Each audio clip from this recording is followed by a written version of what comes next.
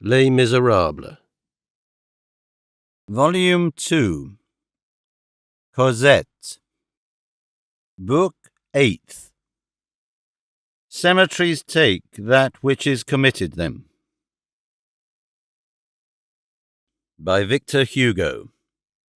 Narrated by Peter Silverleaf. Chapter 1, which treats of the manner of entering a convent. It was into this house that Jean Valjean had, as Fauchelevent expressed it, fallen from the sky. He had scaled the wall of the garden which formed the angle of the Rue Polonceau. That hymn of the angels which he had heard in the middle of the night was the nuns chanting matins. That hall of which he had caught a glimpse in the gloom was the chapel. That phantom which he had seen stretched on the ground was the sister who was making reparation.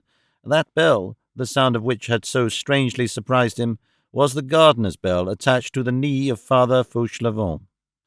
Cosette once put to bed, Jean Valjean and Fauchelevent had, as we have already seen, supped on a glass of wine and a bit of cheese before a good crackling fire.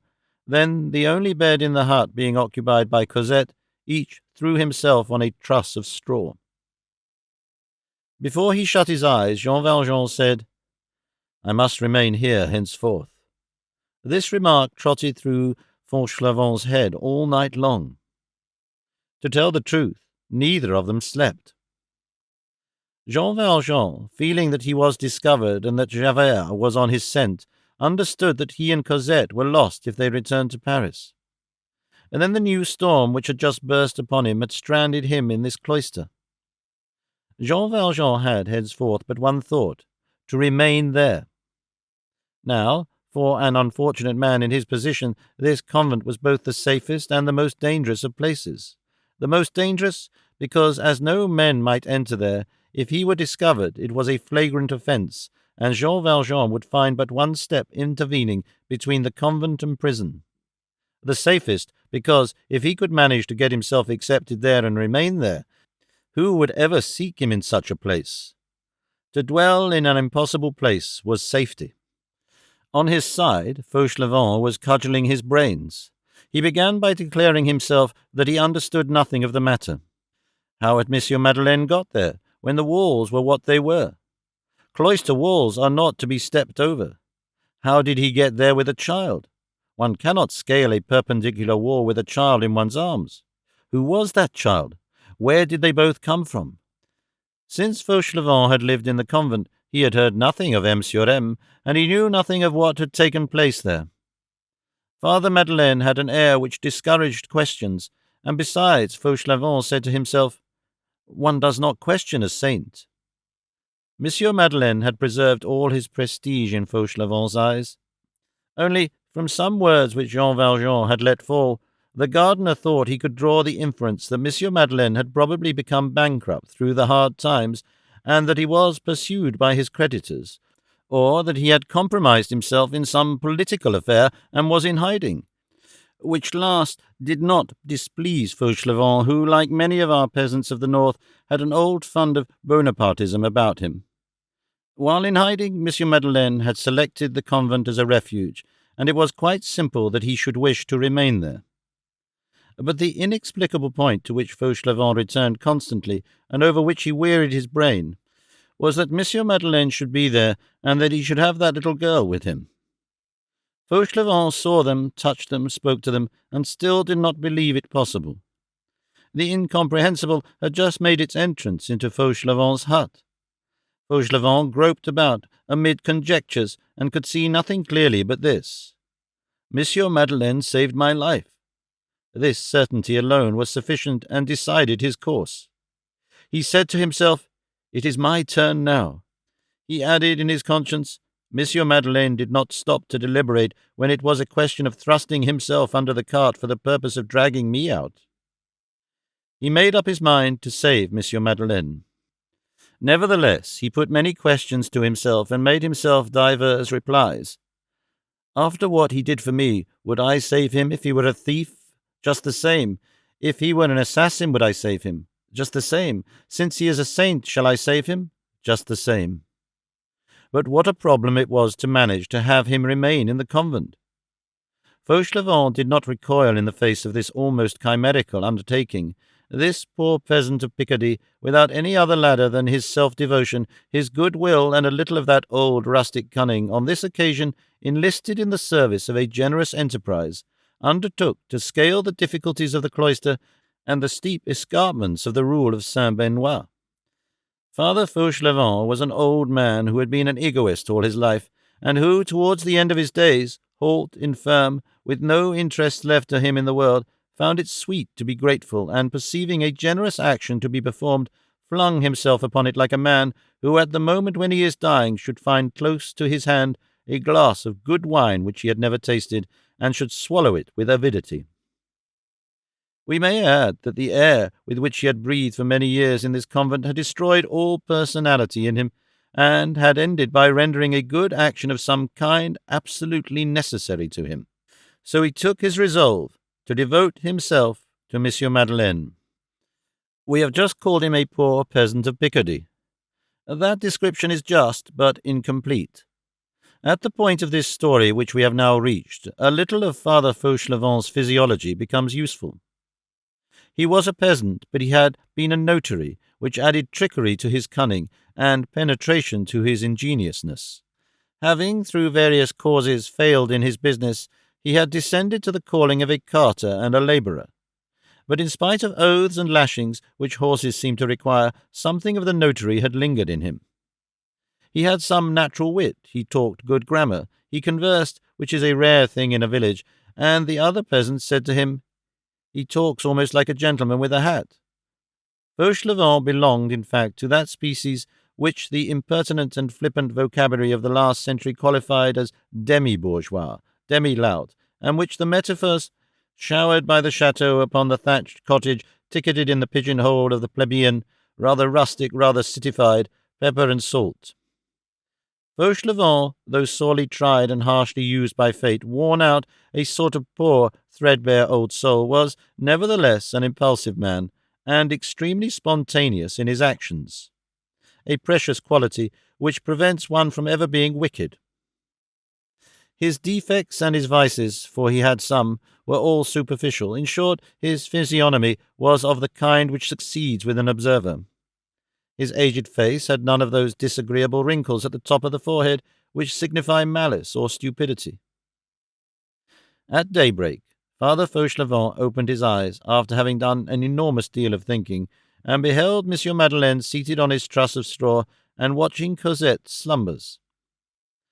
Fauchelevent sat up and said, "Now that you are here, how are you going to contrive to enter?"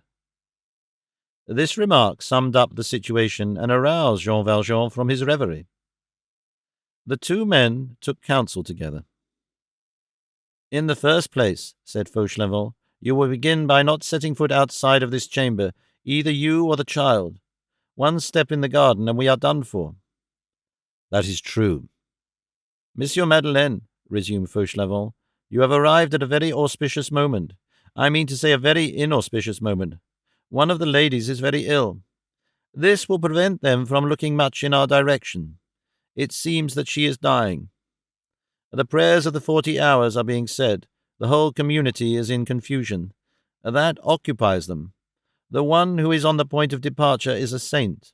In fact, we are all saints here. All the difference between them and me is that they say, 'our cell,' and that I say, 'my cabin.' The prayers for the dying are to be said, and then the prayers for the dead. We shall be at peace here for today, but I will not answer for tomorrow." "Still," observed Jean Valjean, "this cottage is in the niche of the wall. It is hidden by a sort of ruin. There are trees. It is not visible from the convent. And I add that the nuns never come near it." "Well?" said Jean Valjean. The interrogation mark which accentuated this "well" signified, "It seems to me that one may remain concealed here." It was to this interrogation point that Fauchelevent responded, "There are the little girls." "What little girls?" asked Jean Valjean. Just as Fauchelevent opened his mouth to explain the words which he had uttered, a bell emitted one stroke. "The nun is dead," said he. "There is the knell." and then he made a sign to Jean Valjean to listen. The bell struck a second time. It is the knell, Monsieur Madeleine. The bell will continue to strike once a minute for 24 hours, until the body is taken from the church. You see, they play. At recreation hours, it suffices to have a ball roll aside to send them all hither, in spite of prohibitions, to hunt and rummage for it all about here. Those cherubs are devils. Who? Asked Jean Valjean. The little girls. You would be very quickly discovered. They would shriek, "Oh, a man!" There is no danger today. There will be no recreation hour. The day will be entirely devoted to prayers. You hear the bell? As I told you, a stroke each minute. It is the death knell. I understand, Father Fauchelevent. There are pupils. And Jean Valjean thought to himself, here is Cosette's education already provided. Fauchelevent exclaimed, Pardine, there are little girls indeed, and they would bawl around you, and they would rush off. To be a man here is to have the plague. You see how they fasten a bell to my port as though I were a wild beast. Jean Valjean fell into more and more profound thought. This convent would be our salvation, he murmured. Then he raised his voice. Yes, the difficulty is to remain here. No, said Fauchelevent, the difficulty is to get out. Jean Valjean felt the blood rush back to his heart. To get out? Yes, Monsieur Madeleine. In order to return here, it is first necessary to get out. And after waiting until another stroke of the knell had sounded, Fauchelevent went on, You must not be found here in this fashion. Whence come you? For me you fall from heaven, because I know you, but the nuns require one to enter by the door. All at once they heard a rather complicated pealing from another bell. Ah, said Fauchelevent, they are ringing up the vocal mothers. They are going to the chapter. They always hold a chapter when anyone dies. She died at daybreak. People generally do die at daybreak. But cannot you get out by the way in which you entered?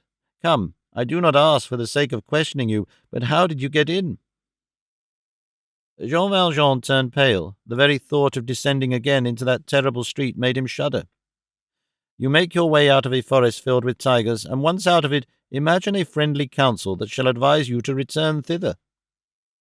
Jean Valjean pictured to himself the whole police force still engaged in swarming in that quarter, agents on the watch, sentinels everywhere, frightful fists extended towards his collar, Javert at the corner of the intersection of the street, perhaps.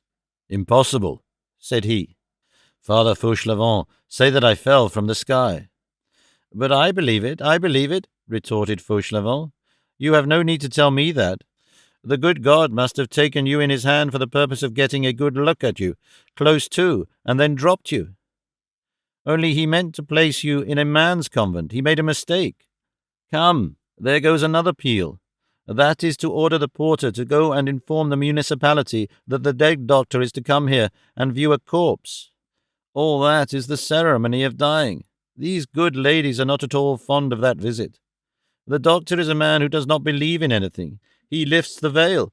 Sometimes he lifts something else too. How quickly they have had the doctor summoned this time. What is the matter? Your little one is still asleep. What is her name? Cosette. She is your daughter? You are her grandfather, that is? Yes. It will be easy enough for her to get out of here. I have my service door which opens on the courtyard. I knock, the porter opens. I have my vintage basket on my back. The child is in it. I go out. Father Fauchelevent goes out with his basket. That is perfectly natural. You will tell the child to keep very quiet. She will be under the cover. I will leave her for whatever time is required with a good old friend, a fruit seller whom I know in the Rue Chemin Vert, who is deaf and who has a little bed. I will shout in the fruit seller's ear that she is a niece of mine, and that she is to keep her for me until tomorrow. Then the little one will re-enter with you, for I will contrive to have you re-enter. It must be done, but how will you manage to get out? Jean Valjean shook his head. No one must see me. The whole point lies there, Father Fauchelevent. Find some means of getting me out in a basket under cover like Cosette.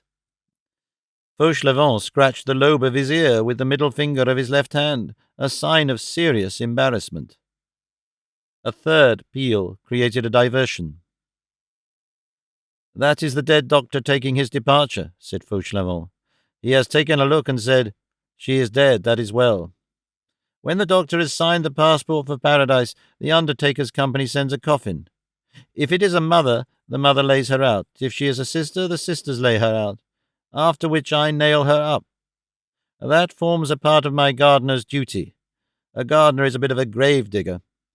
She is placed in a lower hall of the church, which communicates with the street, and into which no man may enter save the doctor of the dead.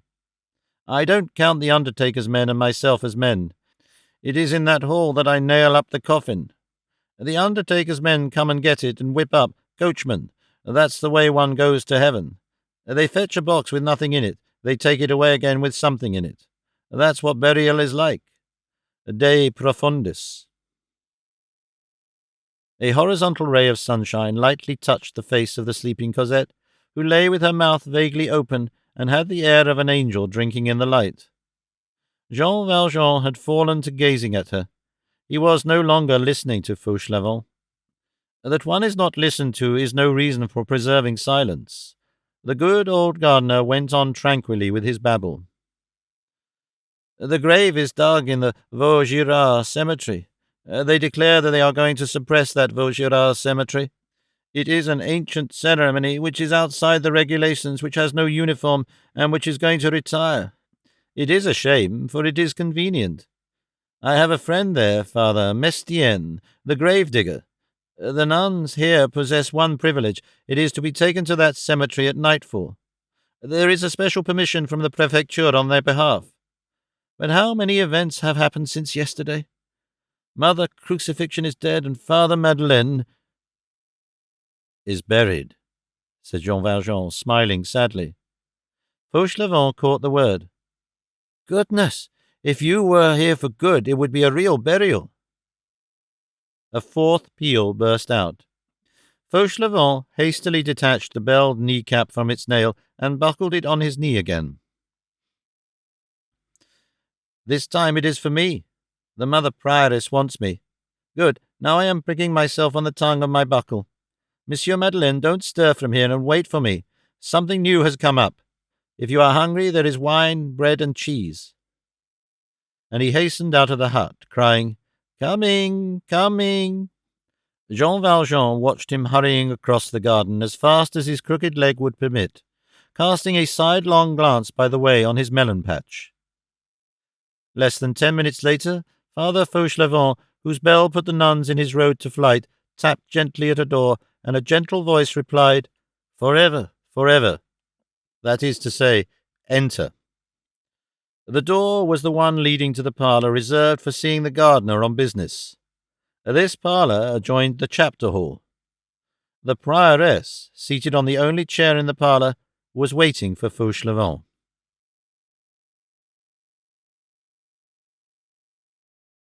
Chapter 2. Fauchelevent in the presence of a difficulty. It is the peculiarity of certain persons and certain professions, notably priests and nuns, to wear a grave and agitated air on critical occasions.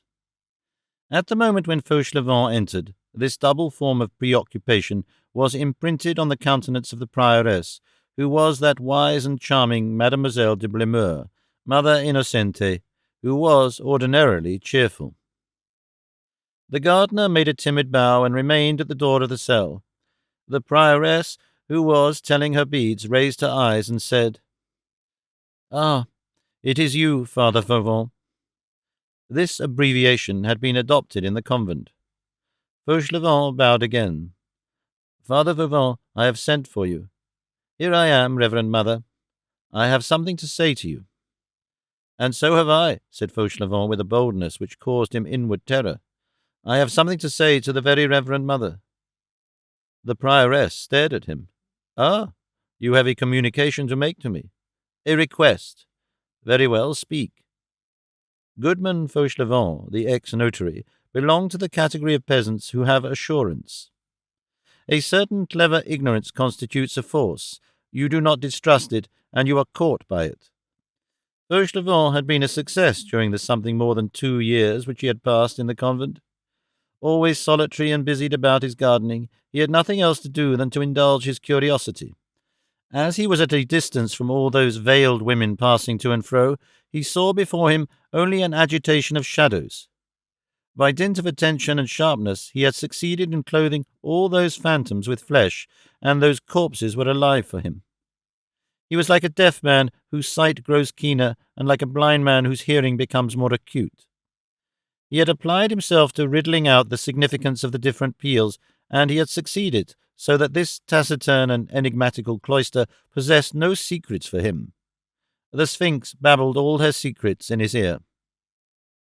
Fauchelevent knew all and concealed all.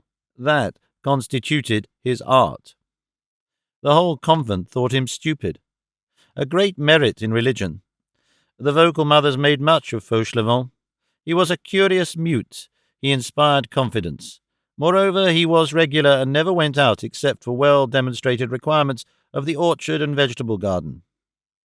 This discretion of conduct had inured to his credit. Nonetheless, he had set 2 men to chattering, the porter in the convent, and he knew the singularities of their parlour, and the gravedigger at the cemetery, and he was acquainted with the peculiarities of their sepulchre. In this way he possessed a double light on the subject of these nuns, one as to their life, the other as to their death. But he did not abuse his knowledge. The congregation thought a great deal of him. Old, lame, blind to everything, probably a little deaf into the bargain. What qualities! They would have found it difficult to replace him. The good man, with the assurance of a person who feels that he is appreciated, entered into a rather diffuse and very deep rustic harangue to the reverend prioress. He talked a long time about his age, his infirmities, the surcharge of years counting double for him henceforth, of the increasing demands of his work, of the great size of the garden, of nights which must be passed, like the last, for instance, when he had been obliged to put straw mats over the melon beds, because of the moon, and he wound up as follows: that he had a brother. The prioress made a movement. A brother no longer young. A second movement on the part of the prioress, but one expressive of reassurance, that, if he might be permitted, this brother would come and live with him and help him, that he was an excellent gardener, that the community would receive from him good service, better than his own. That, otherwise, if his brother were not admitted, as he, the elder, felt that his health was broken, and that he was insufficient for the work, he should be obliged greatly to his regret to go away, and that his brother had a little daughter whom he would bring with him, who might be reared for God in the house, and who might, who knows, become a nun some day. When he had finished speaking, the prioress stayed the slipping of her rosary between her fingers, and said to him, "Can you procure a stout iron bar between now and this evening?" "For what purpose?" "To serve as a lever." "Yes, Reverend Mother," replied Fauchelevent. The prioress, without adding a word, rose and entered the adjoining room, which was the hall of the chapter, and where the vocal mothers were probably assembled. Fauchelevent was left alone.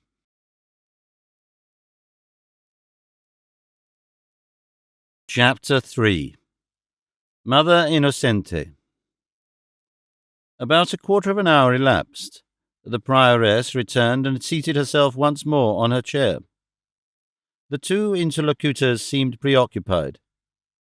We will present a stenographic report of the dialogue which then ensued to the best of our ability.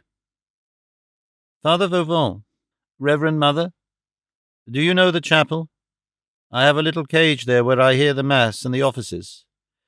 And you have been in the choir in pursuance of your duties? 2 or 3 times. There is a stone to be raised. Heavy? The slab of the pavement which is at the side of the altar. The slab which closes the vault? Yes. It would be a good thing to have 2 men for it. Mother Ascension, who is as strong as a man, will help you. A woman is never a man. We have only a woman here to help you. Each one does what he can. Because Dom Mabillon gives 417 epistles of Saint Bernard, while Merlonos Horstius gives only 367, I do not despise Merlonos Horstius. Neither do I. Merit consists in working according to one's strength. The cloister is not a dockyard. And a woman is not a man, but my brother is the strong one, though. And can you get a lever? That is the only sort of key that fits that sort of door. There is a ring in the stone. I will put the lever through it. And the stone is so arranged that it swings on a pivot? That is good, Reverend Mother. I will open the vault. And the four mother precentors will help you? And when the vault is open, it must be closed again. Will that be all? No. Give me your orders, very Reverend Mother. Fauvent, we have confidence in you. I am here to do anything you wish. And to hold your peace about everything? Yes, Reverend Mother. When the vault is open, I will close it again. But before that, what, Reverend Mother? Something must be lowered into it. A silence ensued. The prioress, after a pout of the under lip which resembled hesitation, broke it. Father Fauvent, Reverend Mother, you know that a mother died this morning. No? Did you not hear the bell? Nothing can be heard at the bottom of the garden. Really? I can hardly distinguish my own signal. She died at daybreak. And then the wind is not blowing in my direction this morning. It was Mother Crucifixion, a blessed woman. The prioress paused, moved her lips as though in mental prayer, and resumed. 3 years ago, Madame de Béthune, a Jansenist, turned Orthodox merely from having seen Mother Crucifixion at prayer. Ah, yes, I know, I hear the knell, Reverend Mother. The mothers have taken her to the dead room, which opens on the church. I know. No other man than you can or must enter the chamber. See to that. A fine sight it would be to see a man enter the dead room. More often, eh? More often. What do you say? I say more often. More often than what? Reverend Mother, I did not say more often than what. I said more often. I don't understand you. Why do you say more often? In order to speak like you, Reverend Mother. But I did not say more often. At that moment, 9 o'clock struck. At 9 o'clock in the morning, and at all hours, praised and adored be the holy sacrament of the altar, said the prioress. Amen, said Fauchelevent. The clock struck opportunely. It cut more often short.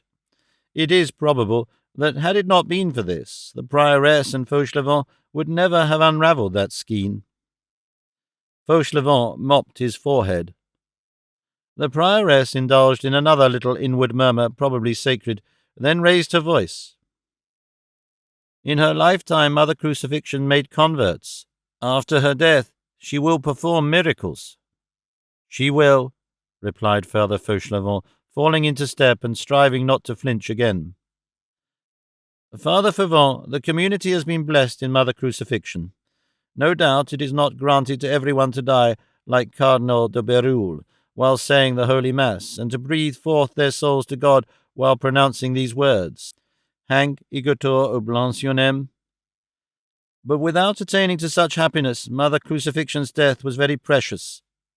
She retained her consciousness to the very last moment. She spoke to us, then she spoke to the angels. She gave us her last commands. If you had a little more faith, and if you could have been in her cell, she would have cured your leg merely by touching it. She smiled.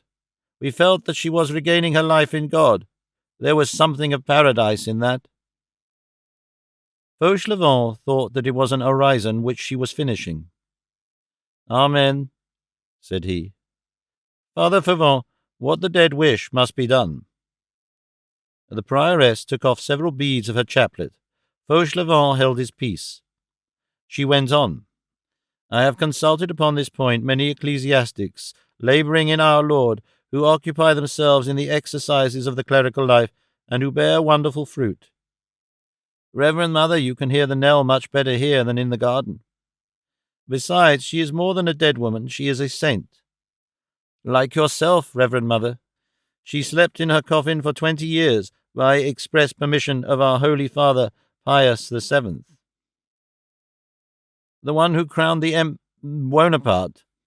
For a clever man like Fauchelevent, this allusion was an awkward one. Fortunately, the prioress, completely absorbed in her own thoughts, did not hear it. She continued, Father Fauvent, Reverend Mother, Saint Diderus, Archbishop of Cappadocia, desired that this single word must be inscribed on his tomb, Acarus, which signifies a worm of the earth. This was done. Is this true? Yes, Reverend Mother. The blessed Metsukane, abbot of Akia, wished to be buried beneath the gallows. This was done. That is true. Saint Terentius, Bishop of Port, where the mouth of the Tiber empties into the sea, requested that on his tomb might be engraved the sign which was placed on the graves of parricides, in the hope that passers-by would spit on his tomb. This was done. The dead must be obeyed. So be it. The body of Bernard Guillaudonis, born in France near Roche-Abeille, was, as he had ordered, and in spite of the King of Castile, borne to the church of the Dominicans in Limoges, although Bernard Guillaudonis was Bishop of Tuy in Spain. Can the contrary be affirmed? For that matter, no, Reverend Mother. The fact is attested by Plantavit de la Fosse. Several beads of the chaplet were told off, still in silence. The prioress resumed. Father Fauvent, Mother Crucifixion will be interred in the coffin in which she has slept for the last 20 years. That is just. It is a continuation of her slumber. So I shall have to nail up that coffin? Yes. And we are to reject the undertaker's coffin? Precisely. I am at the orders of the very reverend community. The 4 mother presenters will assist you. In nailing up the coffin, I do not need them. No, in lowering the coffin. Where? Into the vault. What vault? Under the altar. Fauchelevent started. The vault? Under the altar? Under the altar. But you will have an iron bar. Yes, but you will raise the stone with the bar by means of the ring. But the dead must be obeyed, to be buried in the vault underneath the altar of the chapel, not to go to profane earth, to remain there in death where she prayed while living. Such was the last wish of Mother Crucifixion. She asked it of us, that is to say, commanded us. But it is forbidden. Forbidden by men, enjoined by God. What if it became known? We have confidence in you. Oh, I am a stone in your walls. The chapter assembled, the vocal mothers whom I have just consulted again, and who are now deliberating, have decided that Mother Crucifixion shall be buried according to her wish in her own coffin under our altar. Think, Father Fauvent, if she were to work miracles here, what a glory of God for the community, and miracles issue from tombs. But, Reverend Mother, if the agent of this sanitary commission, Saint Benoit II, in the matter of sepulture, resisted Constantine Pogonatus, but the commissary of police, Chanon de Mer, one of the 7 German kings who entered among the Gauls under the empire of Constantius, expressly recognized the right of nuns to be buried in religion, that is to say, beneath the altar. But the inspector from the prefecture? The world is nothing in the presence of the cross. Martin, the 11th general of the Carthusians, gave to his order this device, Stat crux dum volvitur orbis. Amen, said Fauchelevent, who imperturbably extricated himself in this manner from the dilemma whenever he heard Latin. Any audience suffices for a person who has held his peace too long. On the day when the rhetorician Gimonasturus left his prison bearing his body, many dilemmas and numerous syllogisms which had struck in, he halted in front of the first tree which he came to, harangued it, and made very great efforts to convince it. The prioress, who was usually subjected to the barrier of silence, and whose reservoir was overfull, rose and exclaimed with the loquacity of a dam which has broken away, I have on my right Benoit, and on my left Bernard. Who was Bernard? The first abbot of Clairvaux. Fontaine in Burgundy is a country that is blessed because it gave him birth. His father was named Tesselin, his mother Alethe. He began at Citeaux to end in Clairvaux. He was ordained abbot by the Bishop of Chalon-sur-Saône, Guillaume de Champeaux. He had 700 novices and founded 160 monasteries. He overthrew Abélard at the Council of Sens in 1140, and Pierre de Broys and Henry, his disciple, and another sort of erring spirits who were called the Apostolics. He confounded Arnaud de Brescia, darted lightning at the monk Raoul. The murder of the Jews dominated the Council of Reims in 1148, caused the condemnation of Gilbert de Porrea, Bishop of Poitiers, caused the condemnation of Ion de la Toile, arranged the disputes of princes, enlightened King Louis the Young, advised Pope Eugene III, regulated the temple, preached the crusade, performed 250 miracles during his lifetime, and as many as 39 in one day. Who was Benoit? He was the Patriarch of Montcassin. He was the second founder of the Sainteté Claustrale. He was the Basil of the West. His order has produced 40 popes, 200 cardinals, 50 patriarchs, 1,600 archbishops, 4,600 bishops, 4 emperors, 12 empresses, 46 kings, 41 queens, 3,600 canonized saints, and has been in existence for 1,400 years. On one side, Saint Bernard, on the other, the agent of the sanitary department. On one side, Saint Benoit, on the other, the inspector of public ways. The state, the road, commissioners, the public undertaker, regulations, the administration. What do we know of all that? There is not a chance passer-by who would not be indignant to see how we are treated. We have not even the right to give our dust to Jesus Christ. Your sanitary department is a revolutionary invention. God subordinated to the commissary of police. Such is the age. Silence, Fauvent. Fauchelevent was but ill at ease under this shower bath. The prioress continued. No one doubts the right of the monastery to sepulture. Only fanatics and those in error deny it. We live in times of terrible confusion. We do not know that which it is necessary to know, and we know that which we should ignore.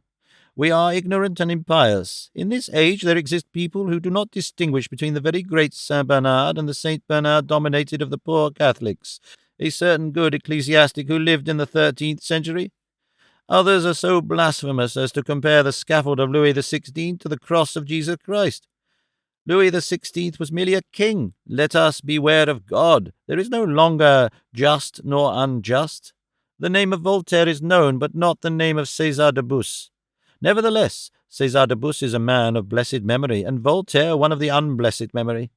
The last archbishop, the Cardinal de Périgord, did not even know that Charles de Gondran succeeded to Bérulle, and François Bourgoin to Gondran, and Jean-François Senault to Bourgoin, and Father Saint-Martin to Jean-François Senault. The name of Father Coton is known not because he was one of the 3 who urged the foundation of the Oratory, but because he furnished Henry IV, the Huguenot king, with the material for an oath. That which pleases people of the world in Saint François de Sales is that he cheated at play, and then religion is attacked. Why?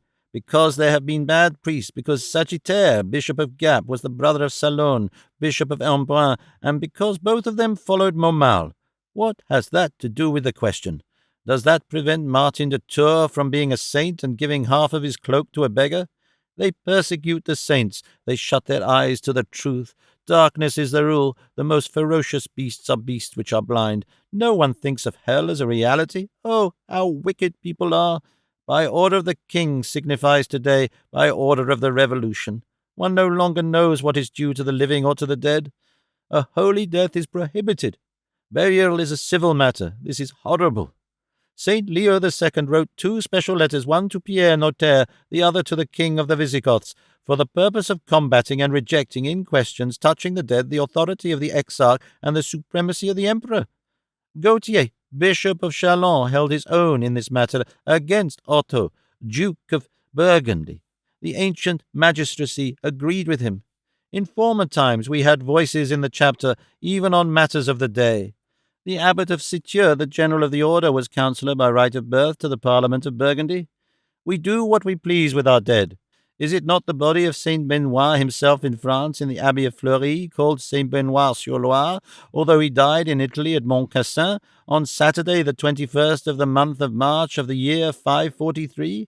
All this is incontestable. I abhor psalm singers, I hate briars, I execrate heretics, but I should detest yet more anyone who should maintain the contrary. One has only to read Arnoul Willon, Gabriel Bousselin, Trimethus, Morolix, and Dom Luc d'Archery. The prioress took breath, then turned to Fauchelevent. Is it settled, Father Fauvent? It is settled, Reverend Mother. We may depend on you? I will obey. That is well. I am entirely devoted to the convent. That is understood. You will close the coffin. The sisters will carry it to the chapel. The office for the dead will then be said. Then we shall return to the cloister. Between 11 o'clock and midnight you will come with your iron bar. All will be done in the most profound secrecy. There will be in the chapel only the 4 Mother Precentors, Mother Ascension, and yourself. And the sister at the post? She will not turn round, but she will hear. She will not listen. Beside, what the cloister knows the world learns not. A pause ensued. The prioress went on. You will remove your bell. It is not necessary that the sister at the post should perceive your presence. Reverend Mother. What, Father Fauvent? Has the doctor for the dead paid his visit? He will pay it at 4 o'clock today.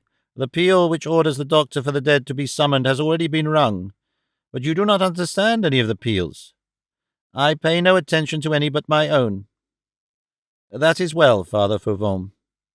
Reverend Mother, a lever at least 6 feet long will be required. Where will you obtain it? Where gratings are not lacking, iron bars are not lacking. I have my heap of old iron at the bottom of the garden. About 3/4 of an hour before midnight, do not forget. Reverend Mother. What? If you were ever to have any other jobs of this sort, my brother is the strong man for you, a perfect Turk. You will do it as speedily as possible. I cannot work very fast. I am infirm. That is why I require an assistant. I limp. To limp is no sin, and perhaps it is a blessing. The Emperor Henry II, who combated anti-Pope Gregory and re-established Benoit VIII, has 2 surnames, the Saint and the Lame. 2 surtouts are a good thing, murmured Fauchelevent, who really was a little hard of hearing. Now that I think of it, Father Fauvent, let us give a whole hour to it. That is not too much. Be near the principal altar with your iron bar at 11 o'clock. The office begins at midnight. Everything must have been completed a good 1/4 of an hour before that. I will do anything to prove my zeal towards the community. These are my orders. I am to nail up the coffin. At 11 o'clock exactly I am to be in the chapel. The Mother Presenters will be there. Mother Ascension will be there. 2 men would be better. However, never mind. I shall have my lever. We will open the vault, we will lower the coffin, and we will close the vault again, after which there will be no trace of anything. The government will have no suspicion. Thus all has been arranged, Reverend Mother. No. What else remains? The empty coffin remains. This produced a pause. Fauchelevent meditated. The prioress meditated. What is to be done with that coffin, Father Fauvent? It will be given to the earth. Empty? Another silence. Fauchelevent made with his left hand that sort of a gesture which dismisses a troublesome subject. Reverend Mother, I am the one who is to nail up the coffin in the basement of the church, and no one can enter there but myself, and I will cover the coffin with the pall. Yes, but the bearers, when they place it in the hearse and lower it into the grave, will be sure to feel that there is nothing in it. Ah, exclaimed Fauchelevent. The prioress began to make the sign of the cross and looked fixedly at the gardener. The vill stuck fast in his throat. He made haste to improvise an expedient to make her forget the oath. I will put the earth in the coffin, Reverend Mother. That will produce the effect of a corpse. You are right. Earth, that is the same thing as man, so you will manage the empty coffin. I will make that my special business. The prioress's face, up to that moment troubled and clouded, grew serene once more. She made the sign of a superior dismissing an inferior to him. Fauchelevent went towards the door. As he was on the point of passing out, the prioress raised her voice gently. I am pleased with you, Father Fauvent. Bring your brother to me tomorrow, after the burial, and tell him to fetch his daughter.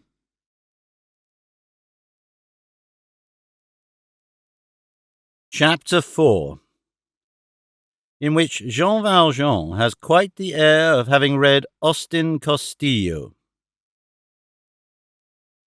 The strides of a lame man are like the ogling glances of a one-eyed man. They do not reach their goal very promptly. Moreover, Fauchelevent was in a dilemma. He took nearly a quarter of an hour to return to his cottage in the garden. Cosette had waked up. Jean Valjean had placed her near the fire. At the moment when Fauchelevent entered, Jean Valjean was pointing out to her the vintner's basket on the wall and saying to her, "Listen to me, my little Cosette. We must go away from this house, but we shall return to it, and we shall be very happy here. The good man who lives here is going to carry you off on his back in that. You will wait for me at a lady's house. I shall come to fetch you. Obey and say nothing above all things, unless you want Madame Thénardier to get to you again." Cosette nodded gravely. Jean Valjean turned round at the noise made by Fauchelevent opening the door. "Well?"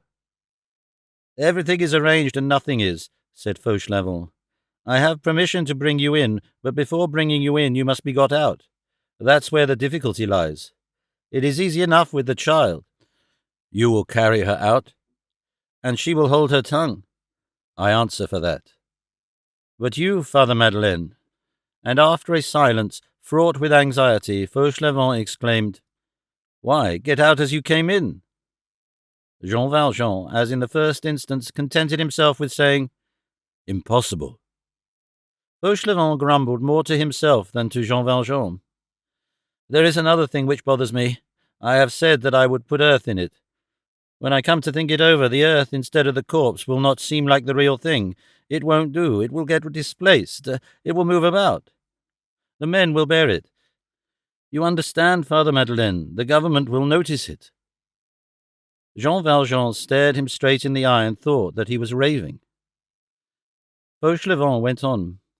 "How the use are you going to get out? It must all be done by tomorrow morning. It is tomorrow morning that I am to bring you in. The prioress expects you." Then he explained to Jean Valjean that this was his recompense for a service which he, Fauchelevent, was to render to the community, that it fell among his duties to take part in their burials, that he nailed up the coffins and helped the gravedigger at the cemetery, that the nun who had died that morning had requested to be buried in the coffin which had served her for a bed and interred in the vault under the altar of the chapel, that the police regulations forbade this, but that she was one of those dead to whom nothing is refused, that the prioress and the vocal mothers intended to fulfill the wish of the deceased, that it was so much the worse for the government, that he, Fauchelevent, was to nail up the coffin in the cell, raise the stone in the chapel, and lower the corpse into the vault, and that, by way of thanks, the prioress was to admit his brother to the house as a gardener and his niece as a pupil, that his brother was Monsieur Madeleine, and that his niece was Cosette, that the prioress had told him to bring his brother on the following evening after the counterfeit interment in the cemetery, but that he could not bring Monsieur Madeleine in from the outside if Monsieur Madeleine was not outside, that was the first problem, and then that there was another, the empty coffin. "What is that empty coffin?" asked Jean Valjean. Fauchelevent replied, "The coffin of the administration." "What coffin? What administration?" "A nun dies. The municipal doctor comes and says a nun has died. The government sends a coffin. The next day it sends a hearse and undertaker's men to get the coffin and carry it to the cemetery. The undertaker's men will come and lift the coffin. There will be nothing in it." "Put something in it." "A corpse? I have none." "No." "What then?" "A living person." "What person?" "Me," said Jean Valjean. Fauchelevent, who was seated, sprang up as though a bomb had burst under his chair. "You? Why not?" Jean Valjean gave way to another of those rare smiles which lighted up his face like a flash from heaven in the winter. "You know, Fauchelevent, what you have said? Mother Crucifixion is dead, and I add, and Father Madeleine is buried." "Ah, good, you can laugh, you are not speaking seriously." "Very seriously. I must get out of this place." "Certainly. I have told you to find a basket and a cover for me also." Well, the basket will be of pine, and the cover a black cloth. In the first place, it will be a white cloth. Nuns are buried in white. Let it be a white cloth, then. You are not like other men, Father Madeleine. To behold such devices, which are nothing else than the savage and daring inventions of the galleys, spring forth from the peaceable things which surrounded him, and mingle with what he called the petty course of life in the convent, caused Fauchelevent as much amazement as a gull fishing in the gutter of the Rue Saint-Denis would inspire in a passer-by. Jean Valjean went on. The problem is to get out of here without being seen. This offers the means, but give me some information in the first place. How is it managed? Where is this coffin? The empty one? Yes. Downstairs, in what is called the dead room. It stands on 2 trestles under the pall. How long is the coffin? 6 feet. What is this dead room? It is a chamber on the ground floor, which has a grated window opening on the garden, which is closed on the outside by a shutter and 2 doors. One leads into the convent and the other into the church. What church? The church in the street, the church which anyone can enter. Have you the keys to those 2 doors? No, I have the key to the door which communicates with the convent. The porter has the key to the door which communicates with the church. When does the porter open that door? Only to allow the undertaker's men to enter when they come to get the coffin. When the coffin has been taken out, the door is closed again. Who nails up the coffin? I do. Who spreads the pall over it? I do. Are you alone? Not another man except a police doctor can enter the dead room. That is even written on the wall.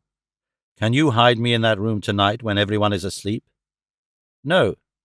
But I could hide you in a small dark nook which opens on the dead room, where I keep my tools to use for burials, and of which I have the key. At what time will the hearse come for the coffin tomorrow? About 3 o'clock in the afternoon. The burial will take place at the Vaugirard Cemetery a little before nightfall. It is not very near.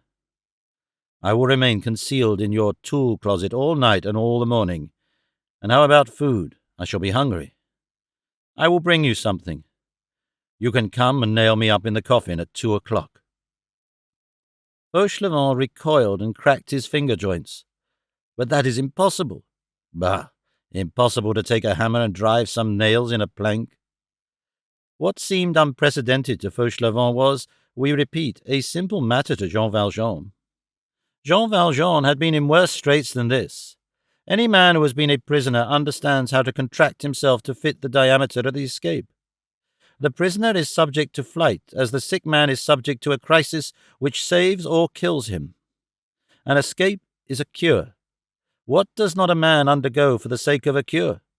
To have himself nailed up in a case and carried off like a bale of goods, to live for a long time in a box, to find air where there is none, to economize his breath for hours, to know how to stifle without dying, that was one of Jean Valjean's gloomy talents. Moreover, a coffin containing a living being, that convict's expedient, is also an imperial expedient. If we are to credit the monk Austin Castillo, this was the means employed by Charles V, desirous of seeing the Plomb for the last time after his abdication. He had had her brought into and carried out to the monastery of Saint Just in this manner. Fauchelevent, who had recovered himself a little, exclaimed, "But how will you manage to breathe?" "I will breathe." "In that box? The mere thought of it suffocates me." "You surely must have a gimlet. You will make a few holes here and there, around my mouth, and you will nail the top plank on loosely." "Good. And what if you should happen to cough or to sneeze?" "A man who is making his escape does not cough or sneeze." And Jean Valjean added, "Father Fauchelevent, we must come to a decision. I must either be caught here or accept this escape through the hearse." Everyone has noticed the taste which cats have for pausing and lounging between the 2 leaves of a half-shut door. Who is there who has not said to a cat, "Do come in"? There are men who, when an incident stands half open before them, have the same tendency to halt in indecision between 2 resolutions, at the risk of getting crushed through the abrupt closing of the adventure by fate. The over-prudent cats as they are, and because they are cats, sometimes incur more danger than the audacious. Fauchelevent was of this hesitating nature, but Jean Valjean's coolness prevailed over him in spite of himself. He grumbled, "Well, since there is no other means—" Jean Valjean resumed, "The only thing which troubles me is what will take place at the cemetery." "That is the very point that is not troublesome," exclaimed Fauchelevent. "If you are sure of coming out of the coffin all right, I am sure of getting you out of the grave. The grave-digger is a drunkard and a friend of mine. He is Father Mestienne, an old fellow of the old school. The grave-digger puts the corpses in the grave, and I put the grave-digger in my pocket. I will tell you what will take place. They will arrive a little before dusk, 3/4 of an hour before the gates of the cemetery are closed. The hearse will drive directly up to the grave. I shall follow. That is my business. I shall have a hammer, a chisel, and some pincers in my pocket. The hearse halts. The undertaker's men knot a rope around your coffin and lower you down. The priest says the prayers, makes the sign of the cross, sprinkles the holy water, and takes his departure. I am left alone with Father Mestienne. He is my friend, I tell you. One of two things will happen. He will either be sober or he will not be sober. If he is not drunk, I shall say to him, 'Come and drink a bout while the bon coing, the good quince, is open.' I carry him off. I get him drunk. It does not take long to make Father Mestienne drunk. He always has the beginning of it about him. I lay him under the table, I take his cards so that I can get into the cemetery again, and I return without him. Then you have no longer any one but me to deal with. If he is drunk, I shall say to him, 'Be off. I will do your work for you.' Off he goes, and I drag you out of the hole." Jean Valjean held out his hand, and Fauchelevent precipitated himself upon it with the touching effusion of a peasant. "That is settled, Father Fauchelevent. All will go well." "Provided nothing goes wrong," thought Fauchelevent. "In that case it would be terrible."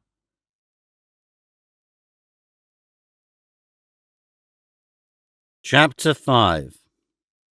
It is not necessary to be drunk in order to be immortal. On the following day, as the sun was declining, the very rare passers-by on the Boulevard du Maine pulled off their hats to an old-fashioned hearse, ornamented with skulls, crossbones, and tears. This hearse contained a coffin covered with a white cloth over which spread a large black cross, like a huge corpse, with drooping arms. A mourning coach, in which could be seen a priest in his surplice and a choir-boy in his red cap, followed. Two undertaker's men in grey uniforms, trimmed with black, walked on the right and the left of the hearse. Behind it came an old man in the garments of a labourer, who limped along. The procession was going in the direction of the Vaugirard Cemetery.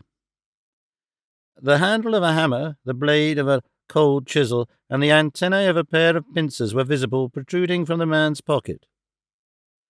The Vaugirard Cemetery formed an exception among the cemeteries of Paris. It had its peculiar usages, just as it had its carriage entrance and its house door, which old people in the quarter, who clung tenaciously to ancient words, still called the Porte Cavalière and the Porte Piétonne. The Bernardine Benedictines of the Rue Petit-Picpus had obtained permission, as we have already stated, to be buried there in a corner, apart, and at night, the plot of land having formerly belonged to their community. The grave-diggers being thus bound to service in the evening in summer and at night in winter, in this cemetery they were subjected to a special discipline. The gates of the Paris cemeteries closed at that epoch at sundown, and this being a municipal regulation, the Vaugirard Cemetery was bound by it like the rest.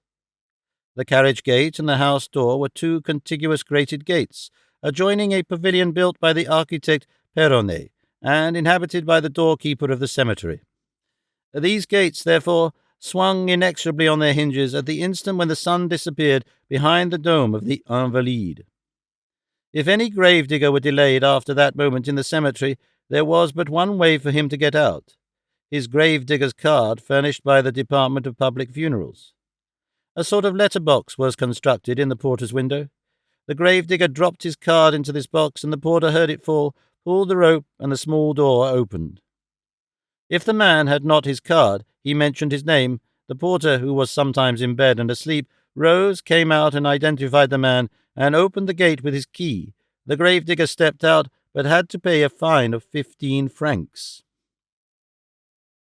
Instead of Porte Cochère and Porte Bâtard, This cemetery, with its peculiarities outside the regulations, embarrassed the symmetry of the administration. It was suppressed a little later than 1830. The cemetery of Montparnasse, called the Eastern Cemetery, succeeded to it and inherited that famous dram shop next to the Vaugirard Cemetery, which was surmounted by a quince painted on a board and which formed an angle, one side on the drinkers' tables and the other on the tombs, with this sign, Au bon coin. The Vaugirard Cemetery was what may be called a faded cemetery. It was falling into disuse. Dampness was invading it, the flowers were deserting it. The bourgeois did not care much about being buried in the Vaugirard. It hinted at poverty. Père Lachaise, if you please. To be buried in Père Lachaise is equivalent to having furniture of mahogany. It is recognized as elegant. The Vaugirard Cemetery was a venerable enclosure, planted like an old-fashioned French garden. Straight alleys, box, toya trees, holly, ancient tombs beneath aged cypress trees, and very tall grass. In the evening it was tragic there. There were very lugubrious lines about it. The sun had not yet set when the hearse with the white pall and the black cross entered the avenue of the Vaugirard Cemetery. The lame man who followed it was no other than Fauchelevent. The interment of Mother Crucifixion in the vault under the altar, the exit of Cosette, the introduction of Jean Valjean to the dead room, all had been executed without difficulty, and there had been no hitch. Let us remark in passing that the burial of Mother Crucifixion under the altar of the convent is a perfectly venial offence in our sight. It is one of the faults which resemble a duty. The nuns had committed it not only without difficulty, but even with the applause of their own consciences. In the cloister, what is called the government is only an intermeddling with authority, an interference which is always questionable. In the first place, the rule, as for the code, we shall see. Make as many laws as you please, men, but keep them for yourselves. The tribute to Caesar is never anything but the remnants of the tribute to God. A prince is nothing in the presence of a principle. Fauchelevent limped along behind the hearse in a very contented frame of mind. His twin plots, the one with the nuns, the one for the convent, the other against it, the other with Monsieur Madeleine, had succeeded to all appearance. Jean Valjean's composure was one of those powerful tranquillities which are contagious. Fauchelevent no longer felt doubtful as to his success. What remained to be done was a mere nothing. Within the last 2 years he had made good Father Mestienne, a chubby-cheeked person, drunk at least 10 times. He played with Father Mestienne. He did what he liked with him. He made him dance according to his whim. Mestienne's head adjusted itself to the cap of Fauchelevent's will. Fauchelevent's confidence was perfect. At the moment when the convoy entered the avenue leading to the cemetery, Fauchelevent glanced cheerfully at the hearse and said half aloud, as he rubbed his big hands, "Here's a fine farce." All at once the hearse halted. It had reached the gate. The permission for interment must be exhibited. The undertaker's man addressed himself to the porter of the cemetery. During this colloquy, which always is productive of a delay of from 1 to 2 minutes, someone, a stranger, came and placed himself behind the hearse, beside Fauchelevent. He was a sort of labouring man who wore a waistcoat with large pockets and carried a mattock under his arm. Fauchelevent surveyed this stranger. "Who are you?" he demanded. The man replied, "The grave-digger." If a man could survive the blow of a cannonball full in the breast, he would make the same face that Fauchelevent made. "The grave-digger?" "Yes." "You?" "I." "Father Mestienne is the grave-digger." "He was." "What? He was?" "He is dead." Fauchelevent had expected anything but this, that a grave-digger could die. It is true, nevertheless, that grave-diggers do die themselves. By dint of excavating graves for other people, one hollows out one's own. Fauchelevent stood there with his mouth wide open. He had hardly the strength to stammer. "But it is not possible." "It is so." "But," he persisted feebly, "Father Mestienne is the grave-digger." "After Napoleon, Louis XVIII, after Mestienne, Gribier. Peasant, my name is Gribier." Fauchelevent was deadly pale. stared at this Gribier. He was a tall, thin, livid, utterly funereal man. He had the air of an unsuccessful doctor who had turned gravedigger. Fauchelevent burst out laughing. "Ah," said he, "what queer things do happen.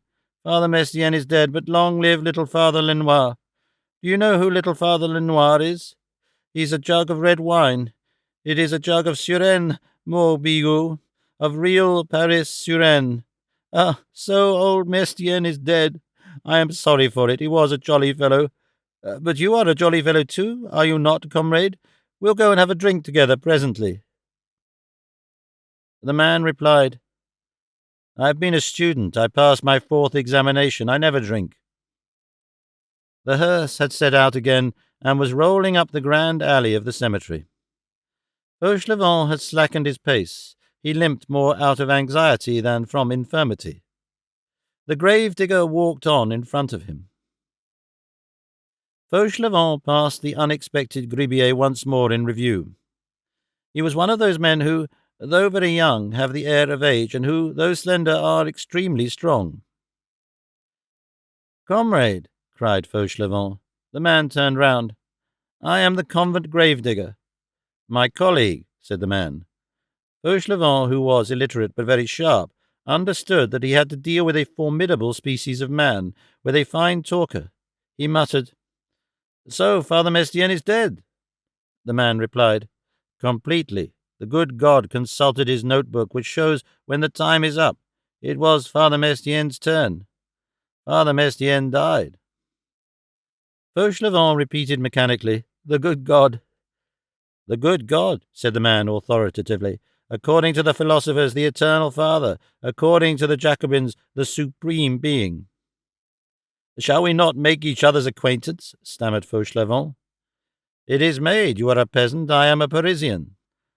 People do not know each other until they have drunk together. He who empties his glass empties his heart. You must come and have a drink with me. Such a good thing cannot be refused." "Business first." Fauchelevent thought, "I'm lost." They were only a few turns of the wheel distant from the small alley leading to the Nuns' Corner. The gravedigger resumed, "Peasant, I have 7 small children who must be fed. As they must eat, I cannot drink." And he added, with satisfaction of a serious man who is turning a phrase well, "Their hunger is the enemy of my thirst." The hearse skirted a clump of cypress trees, quitted the grand alley, turned into a narrow one, entered the wasteland, and plunged into a thicket. This indicated the immediate proximity of the place of sepulture. Fauchelevent slackened his pace, but he could not detain the hearse. Fortunately, the soil, which was light and wet with winter rains, clogged the wheels and retarded its speed. He approached the gravedigger. "They have such a nice little Argenteuil wine," murmured the Fauchelevent. "Villager," retorted the man, "I ought not to be a gravedigger. My father was a porter at the Printanium town hall. He destined me for literature. But he had reverses. He had losses on change. I was obliged to renounce the profession of author, but I am still a public writer." "So you are not a gravedigger, then?" returned Fauchelevent, clutching at this branch, feeble as it was. "The one does not hinder the other. I accumulate." Fauchelevent did not understand this last word. "Come, have a drink," said he. Here a remark becomes necessary. Fauchelevent, whatever his anguish, offered a drink, but he did not explain himself on one point: who was to pay? Generally, Fauchelevent offered, and Father Mestienne paid. An offer of a drink was the evident result of the novel situation created by the new gravedigger, and it was necessary to make this offer, but the old gardener left the proverbial quarter of an hour named after Rabelais in the dark, and that not unintentionally. As for himself, Fauchelevent did not wish to pay, troubled as he was. The gravedigger went on with a superior smile. "One must eat. I have accepted Father Mestienne's reversion. One gets to be a philosopher when one has nearly completed his classes. To the labour of the hand, I join the labour of the arm. I have my scrivener's stall in the market of the Rue de Sèvres. You know, the umbrella market. All the cooks of the Red Cross apply to me. I scribble their declarations of love to the raw soldiers. In the morning I write love letters, in the evening I dig graves. Such is life, rustic." The hearse was still advancing. Fauchelevent, uneasy to the last degree, was gazing about him on all sides. Great drops of perspiration trickled down from his brow. "But," continued the gravedigger, "a man cannot serve two mistresses. I must choose between the pen and the mattock. The mattock is ruining my hand." The hearse halted. The choir-boy alighted from the mourning coach, then the priest. One of the small front wheels of the hearse had run up a little on a pile of earth, beyond which an open grave was visible. "What a farce this is!" repeated Fauchelevent in consternation.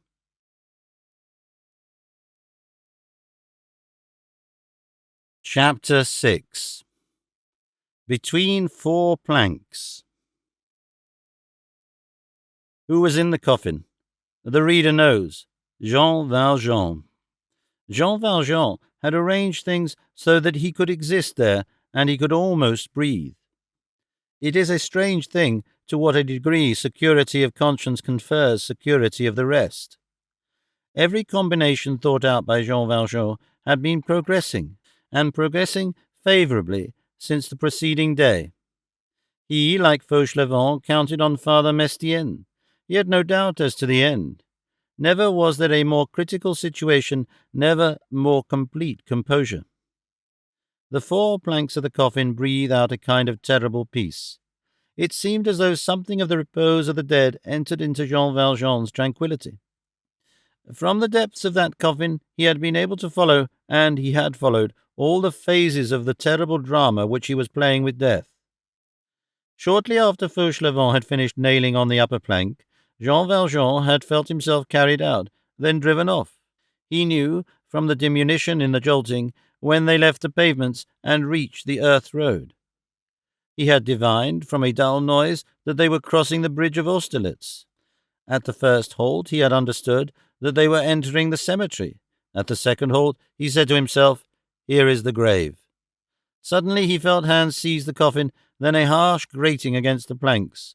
He explained it to himself as the rope which was being fastened round the casket in order to lower it into the cavity. Then he experienced a giddiness. The undertaker's man and the gravedigger had probably allowed the coffin to lose its balance, and had lowered the head before the foot. He recovered himself fully when he felt himself horizontal and motionless. He had just touched the bottom.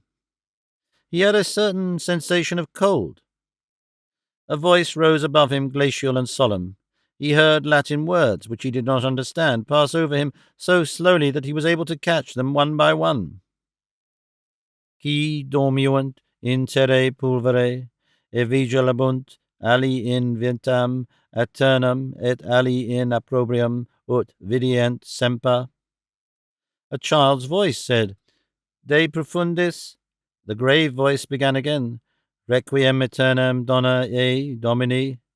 The child's voice responded, Et lux perpetua luceat ei. He heard something like the gentle patter of several drops of rain on the plank which covered him. It was probably the holy water. He thought, This will soon be over now. Patience for a little while longer. The priest will take his departure. Fauchelevent will take Mestienne off to drink. I shall be left. Then Fauchelevent will return alone, and I shall get out. That will be the work of a good hour. The grave voice resumed, Requiescat in pace. The child's voice said, Amen. Jean Valjean strained his ears and heard something like retreating footsteps. There, they are going now, thought he.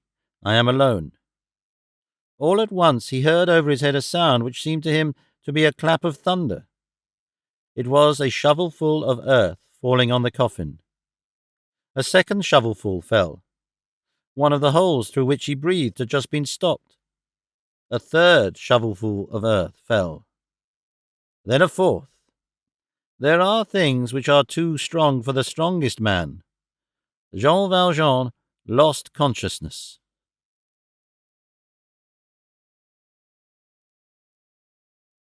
Chapter 7, in which will be found the origin of the saying, Don't lose the card. This is what had taken place above the coffin in which lay Jean Valjean.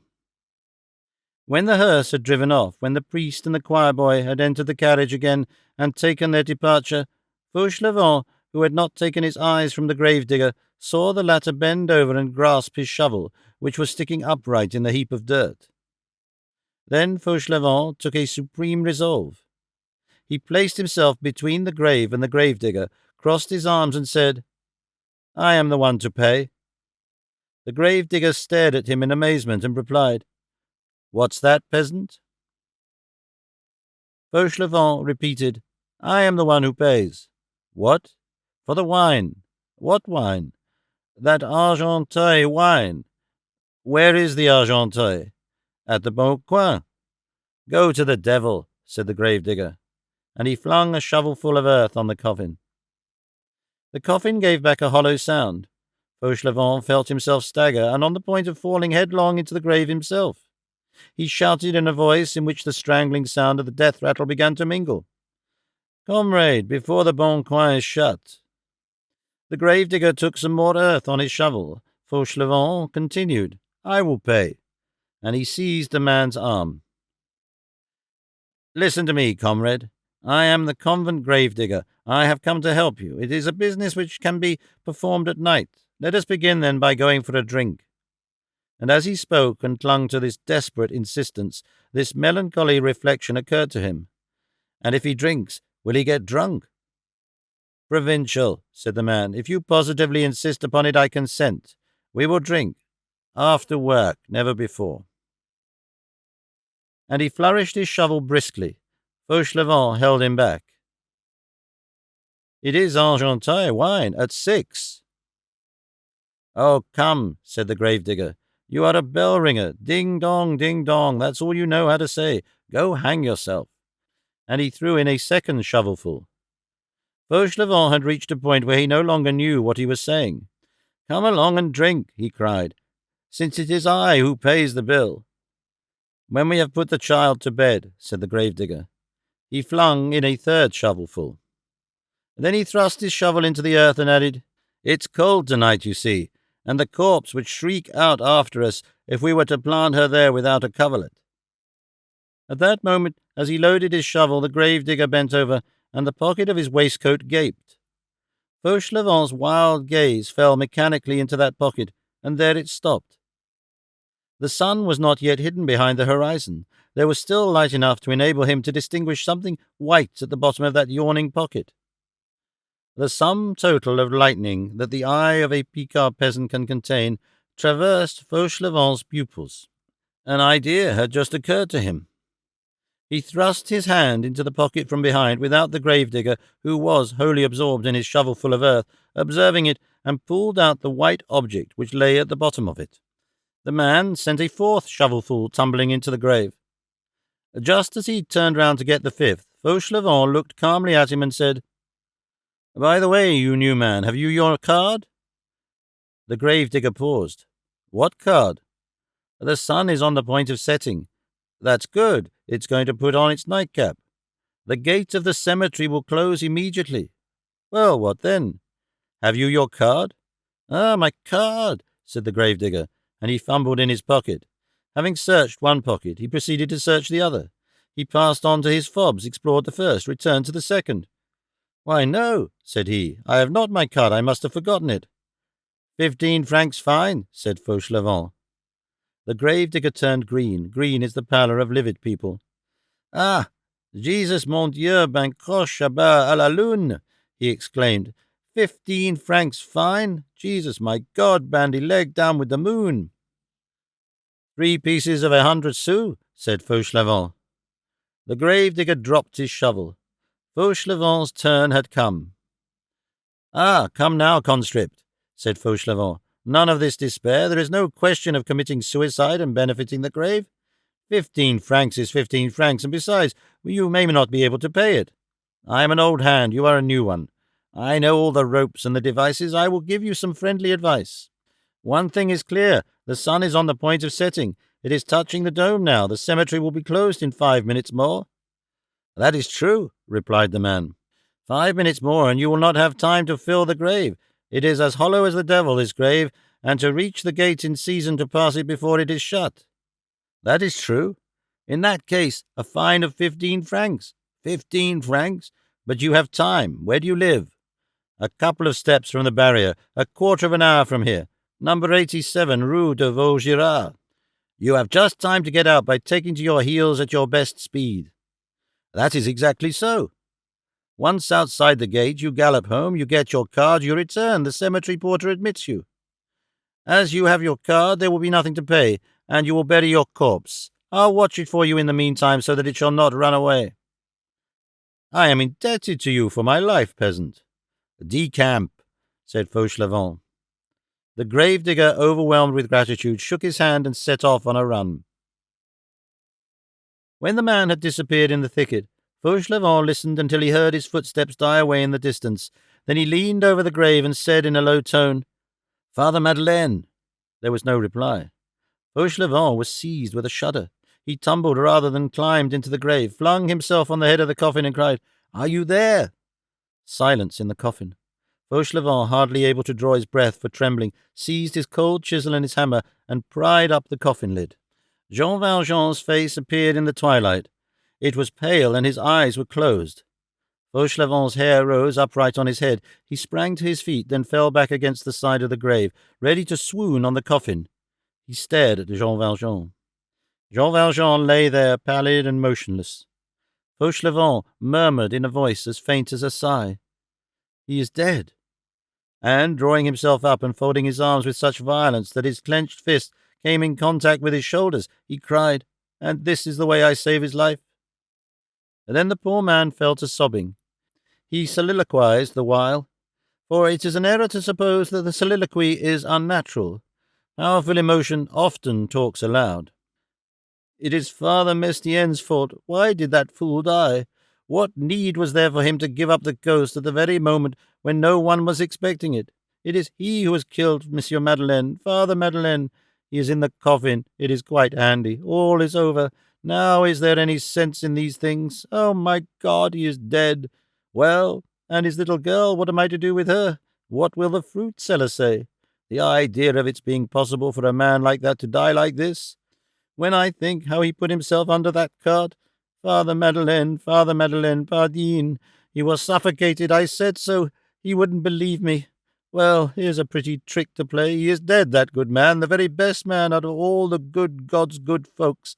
And his little girl? Ah, in the first place, I won't go back there myself. I shall stay here, after having done such a thing as that. What's the use of being two old men, if we are two old fools? But in the first place, how did he manage to enter the convent? That was the beginning of it all. One should not do such things. Father Madeleine, Father Madeleine, Father Madeleine, Madeleine, Monsieur Madeleine, Monsieur le Maire. He does not hear me.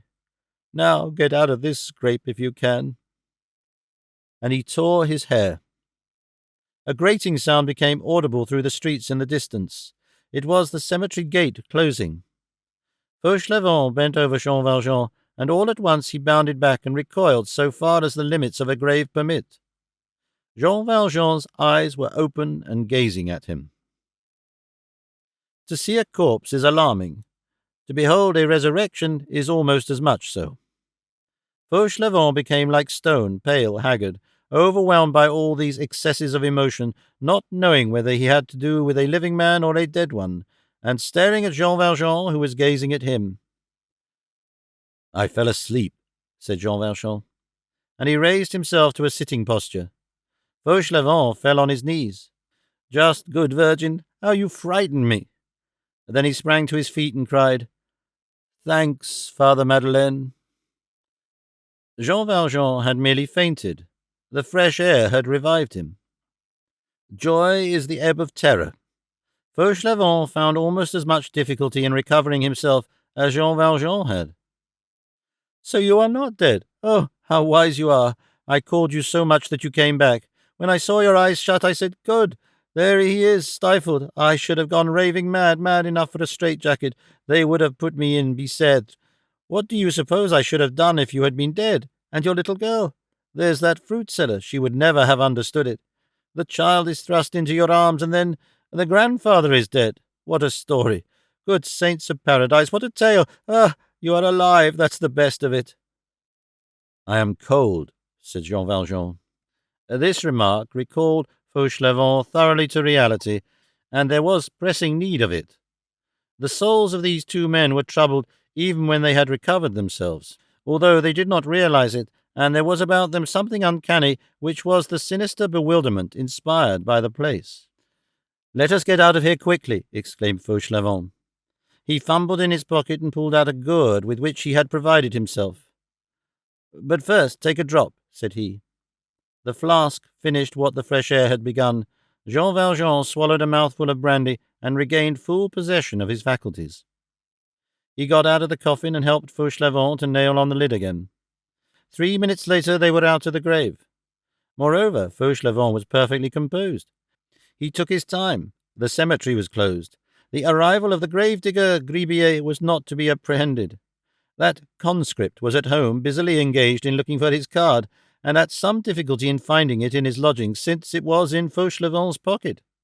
Without a card he could not get back into the cemetery. Fauchelevent took the shovel, and Jean Valjean the pickaxe, and together they buried the empty coffin. When the grave was full, Fauchelevent said to Jean Valjean, "Let us go. I will keep the shovel. Do you carry off the mattock?" Night was falling. Jean Valjean experienced some difficulty in moving and in walking.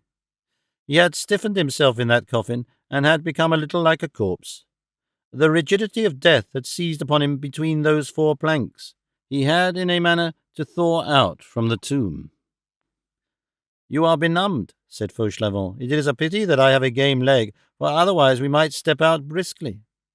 "Bah!" replied Jean Valjean. 4 paces will put life into my legs once more." They set off by the alleys through which the hearse had passed. On arriving before the closed gate and the porter's pavilion, Fauchelevent, who held the gravedigger's card in his hand, dropped it into the box. The porter pulled the rope, the gate opened, and they went out. "How well everything is going," said Fauchelevent. "What a capital idea that was of yours, Father Madeleine." They passed the Vaugirard barrier in the simplest manner in the world. In the neighborhood of the cemetery, a shovel and a pick are equal to 2 passports. The Rue Vaugirard was deserted.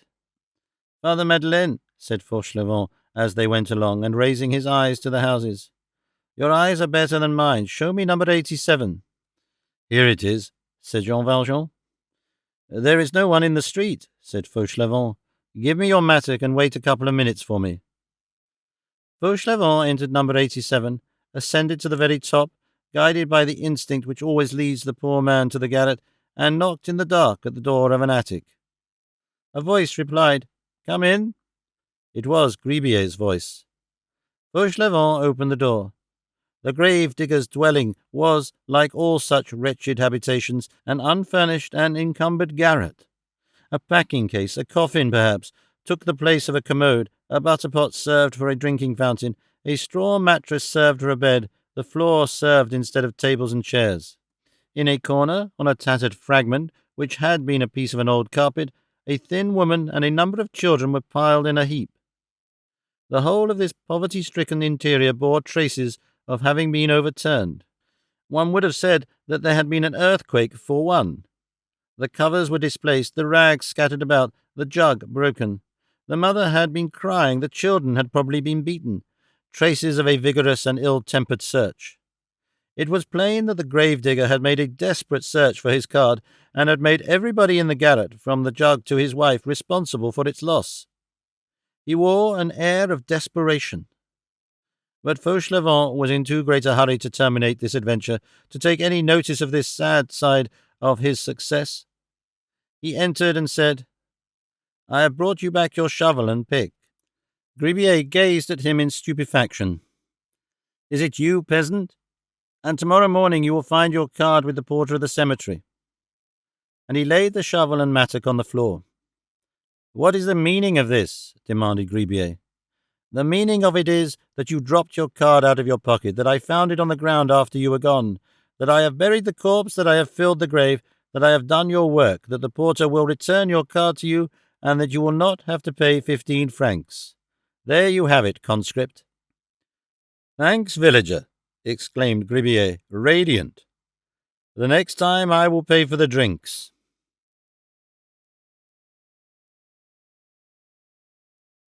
Chapter 8 A successful interrogatory. An hour later, in the darkness of night, 2 men and a child presented themselves at number 62 Rue Petit-Picpus. The elder of the men lifted the knocker and rapped. They were Fauchelevent, Jean Valjean, and Cosette. The 2 old men had gone to fetch Cosette from the fruiterer's in the Rue de Chemin Vert, where Fauchelevent had deposited her on the preceding day. Cosette had passed these 24 hours trembling silently and understanding nothing.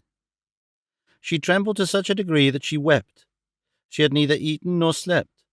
The worthy fruit-seller had plied her with 100 questions without obtaining any other reply than a melancholy and unvarying gaze. Cosette had betrayed nothing of what she had seen and heard during the last 2 days. She divined that they were passing through a crisis. She was deeply conscious that it was necessary to be good. Who has not experienced the sovereign power of those 2 words, pronounced with a certain accent in the ear of a terrified little being? Say nothing. Fear is mute. Moreover, no one guards a secret like a child.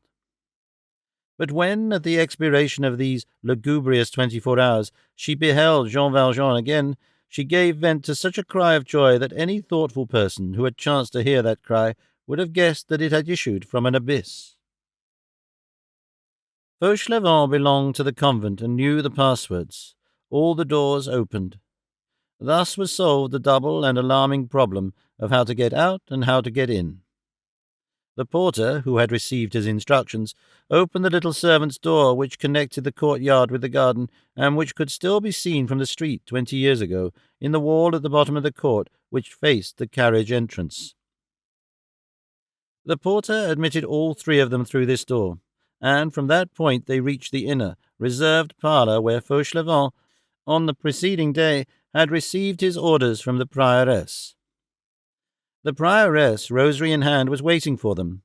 A vocal mother, with her veil lowered, stood beside her. A discreet candle lighted, one might almost say, made a show of lighting the parlour. The prioress passed Jean Valjean in review. There is nothing which examines like a downcast eye. Then she questioned him. "You are the brother?" "Yes, Reverend Mother," replied Fauchelevent. "What is your name?" Fauchelevent replied, "Ultime Fauchelevent." He really had a brother named Ultime who was dead. "Where do you come from?" Fauchelevent replied, "From Piquigny, near Amiens."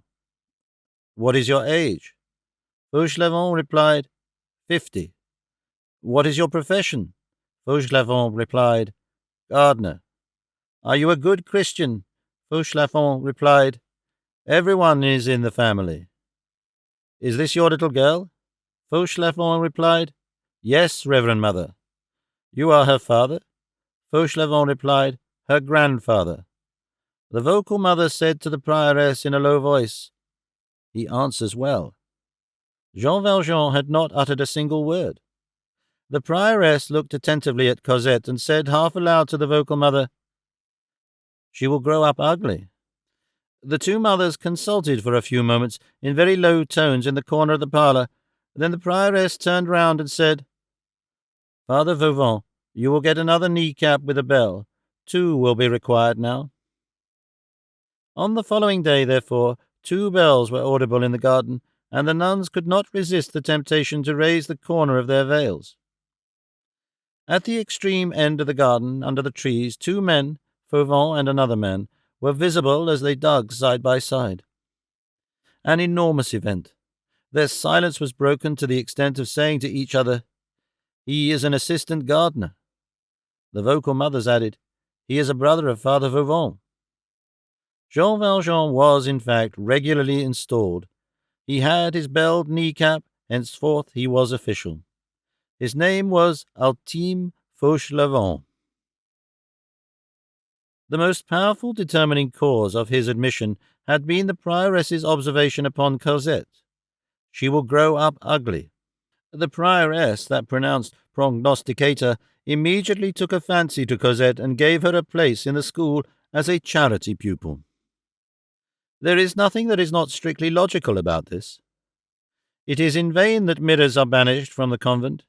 Women are conscious of their faces. Now, girls who are conscious of their beauty do not easily become nuns. The vocation being voluntary in inverse proportion to their good looks, more is to be hoped from the ugly than from the pretty. Hence a lively taste for plain girls. The whole of this adventure increased the importance of good old Fauchelevent.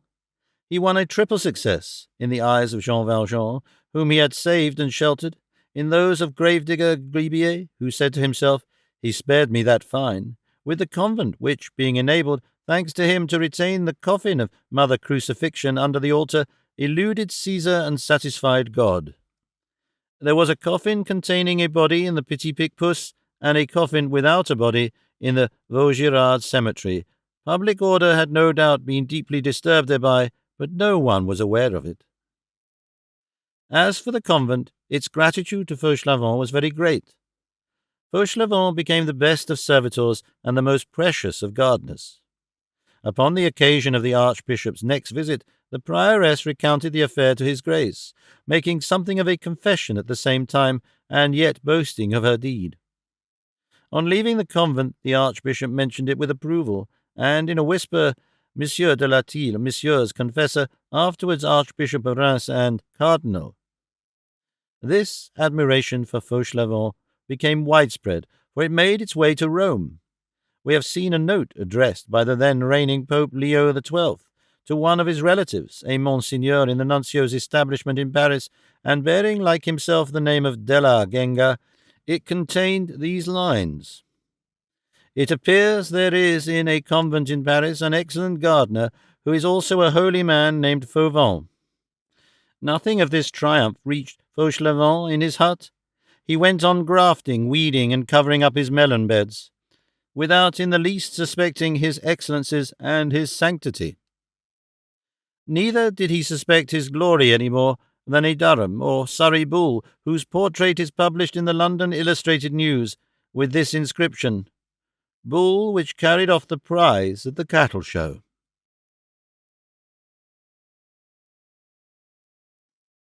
Chapter 9. Cloistered. Cosette continued to hold her tongue in the convent. It was quite natural that Cosette should think herself Jean Valjean's daughter. Moreover, as she knew nothing, she could say nothing, and then she would not have said anything in any case. As we have just observed, nothing trains children to silence like unhappiness. Cosette had suffered so much that she feared everything, even to speak or to breathe. A single word had so often brought down an avalanche upon her. She had hardly begun to regain her confidence since she had been with Jean Valjean. She speedily became accustomed to the convent. Only she regretted Catherine, but she dared not say so. Once, however, she did say to Jean Valjean, "Father, if I had known, I would have brought her away with me." Cosette had been obliged, on becoming a scholar in the convent, to don the garb of the pupils of the house. Jean Valjean succeeded in getting them to restore to him the garments which she laid aside. This was the same mourning suit which he had made her put on when she had quitted the Thénardiers' inn. It was not very threadbare even now. Jean Valjean locked up these garments, plus the stockings and the shoes, with a quantity of camphor and all the aromatics in which convents abound, in a little valise which he found means of procuring. He set this valise on a chair near his bed, and he always carried the key about his person. "Father," Cosette asked him one day, "what is there in that box which smells so good?" Father Fauchelevent received other recompense for his good action. In addition to the glory which we just mentioned, and of which he knew nothing, in the first place it made him happy. Next, he had much less work, since it was shared. Lastly, as he was very fond of snuff, he found the presence of Monsieur Madeleine an advantage, in that he used 3 times as much as he had done previously, and that in an infinitely more luxurious manner, seeing that Monsieur Madeleine paid for it. The nuns did not adopt the name of Ultime. They called Jean Valjean the other Fauvent. If these holy women had possessed anything of Javert's glance, they would eventually have noticed that when there was any errand to be done outside in the behalf of the garden, it was always the elder Fauchelevent, the old, the infirm, the lame man who went, and never the other. But whether it is that eyes constantly fixed on God know not how to spy, or whether they were, by preference, occupied in keeping watch on each other, they paid no heed to this. Moreover, it was well for Jean Valjean that he kept close and did not stir out. Javert watched the quarter for more than a month. This convent was for Jean Valjean like an island surrounded by gulfs. Henceforth, those four walls constituted his world.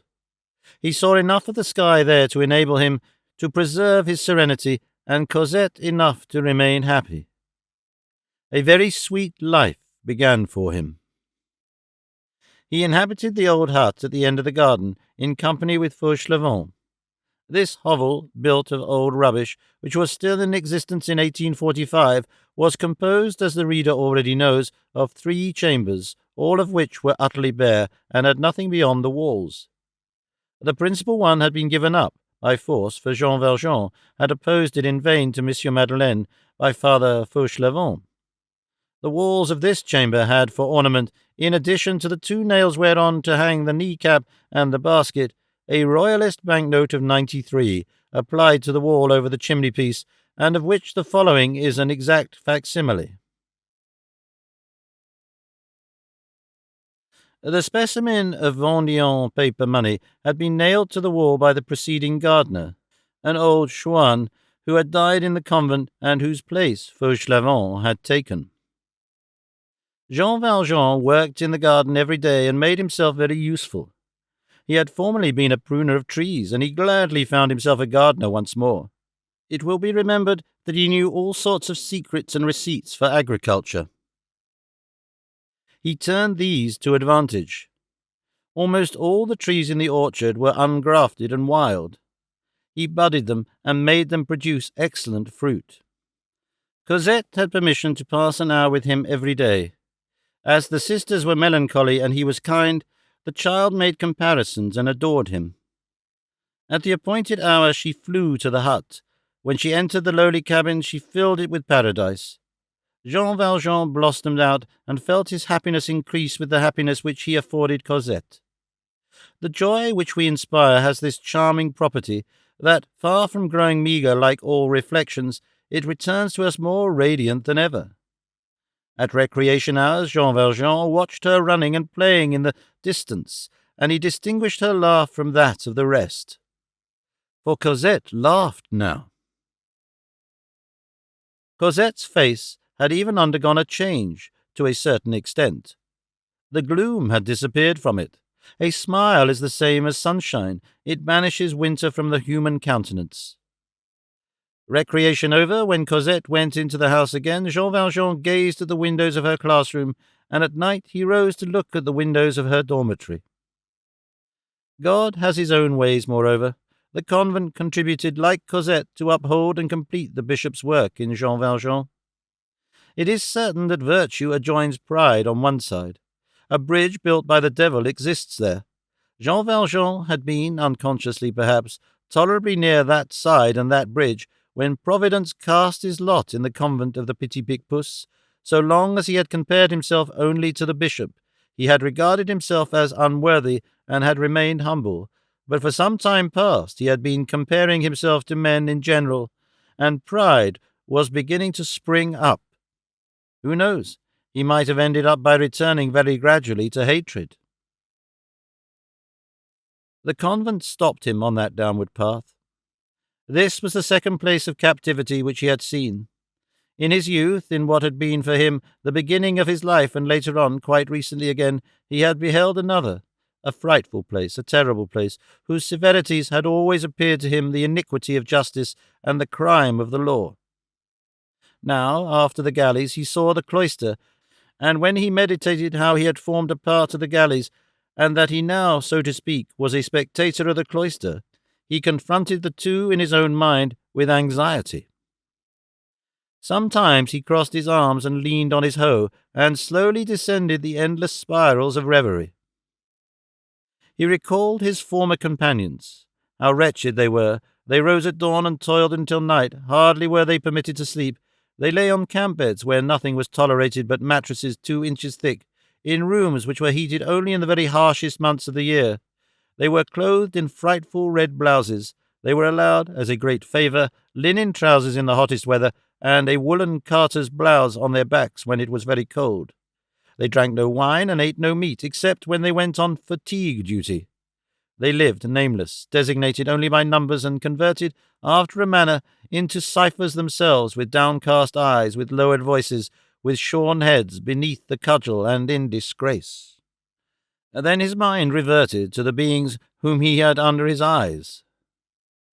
These beings also lived with shorn heads, with downcast eyes, with lowered voices, not in disgrace, but amid the scoffs of the world, not with their backs bruised with the cudgel, but with their shoulders lacerated with their discipline. Their names, also, had vanished from among men. They no longer existed except under austere appellations. They never ate meat, and they never drank wine. They often remained until evening without food.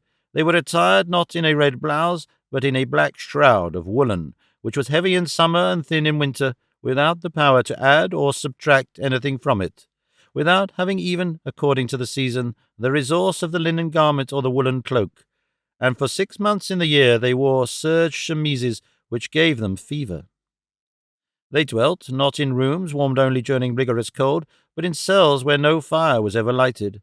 They slept not on mattresses 2 inches thick, but on straw. And finally they were not even allowed their sleep.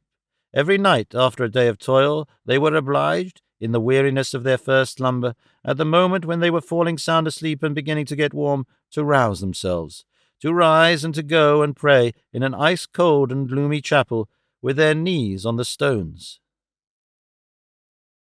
On certain days, each of these beings in turn had to remain for 12 successive hours in a kneeling posture, or prostrate, with face upon the pavement and arms outstretched in the form of a cross. The others were men, these were women. What had those men done?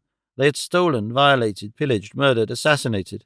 They were bandits, counterfeiters, poisoners, incendiaries, murderers, parricides. What had these women done? They had done nothing whatever. On the one hand, highway robbery, fraud, deceit, violence, sensuality, homicide, all sorts of sacrilege, every variety of crime. On the other, one thing only, innocence.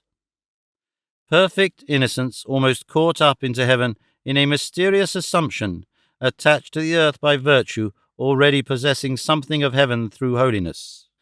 On the one hand, confidences over crimes which are exchanged in whispers, on the other, the confession of faults made aloud.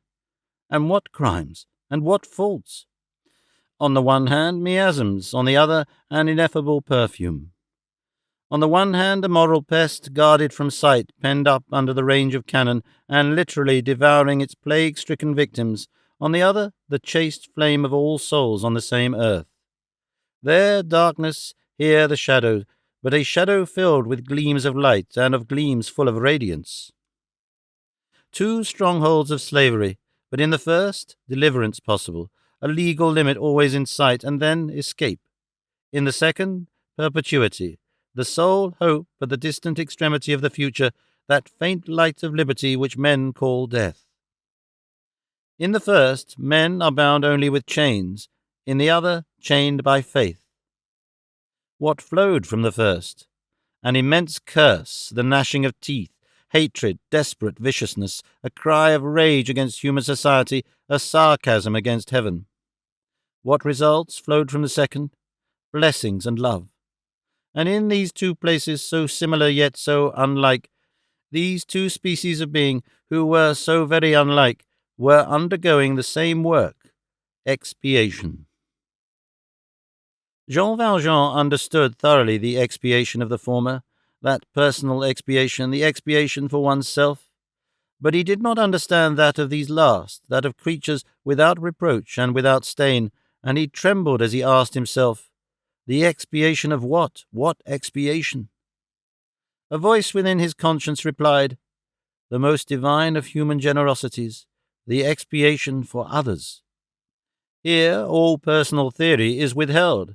We are only the narrator.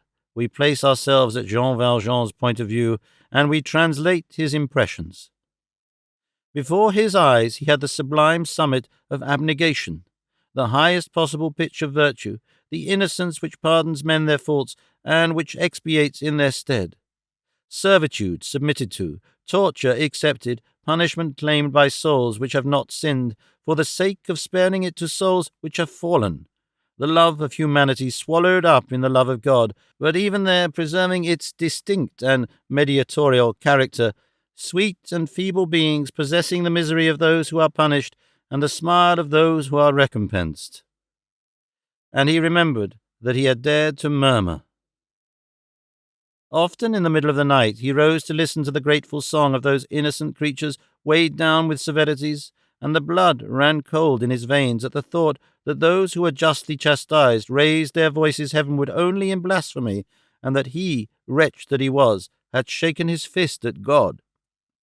There was one striking thing which had caused him to meditate deeply, like a warning whisper from Providence itself. The scaling of that wall, the passing of those barriers, the adventure accepted even at the risk of death, the painful and difficult ascent, all those efforts even which he had made to escape from that other place of expiation, he had made in order to gain entrance into this one. Was this a symbol of his destiny? This house was a prison likewise, and bore a melancholy resemblance to that other one whence he had fled, and yet he had never conceived an idea of anything similar. Again he beheld gratings, bolts, iron bars, to guard whom? Angels. These lofty walls which he had seen around tigers, he now beheld once more around lambs. This was a place of expiation, and not of punishment, and yet it was still more austere, more gloomy, and more pitiless than the other. These virgins were even more heavily burdened than the convicts. A cold, harsh wind, that wind which had chilled his youth, traversed the barred and padlocked grating of the vultures. A still harsher and more biting breeze blew in the cage of these doves. Why? When he thought on these things, all that was within him was lost in amazement before this mystery of sublimity. In these meditations his pride vanished. He scrutinized his own heart in all manner of ways. He felt his pettiness, and many a time he wept. All that had entered into his life for the last 6 months had led him back towards the bishop's holy injunctions. Cosette through love, the convent through humility. Sometimes at eventide in the twilight, and an hour when the garden was deserted, he could be seen on his knees in the middle of the walk which skirted the chapel, in front of the window through which he had gazed on the night of his arrival, and turned towards the spot where, as he knew, the sister was making reparation, prostrated in prayer. Thus he prayed as he knelt before the sister. It seemed as though he dared not kneel directly before God. Everything that surrounded him, that peaceful garden, those fragrant flowers, those children who uttered joyous cries, those grave and simple women, that silent cloister, slowly permeated him, and little by little his soul became compounded of silence like the cloister, of perfume like the flowers, of simplicity like the women, of joy like the children.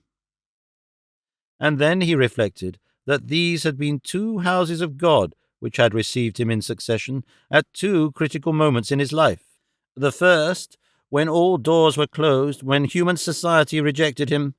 The second, at a moment when human society had again set out in pursuit of him, and when the galleys were again yawning, and that, had it not been for the first, he should have relapsed into crime, and had it not been for the second, into torment. His whole heart melted in gratitude, and he loved more and more. Many years passed in this manner. Cosette was growing up. The end of Volume 2, Cosette.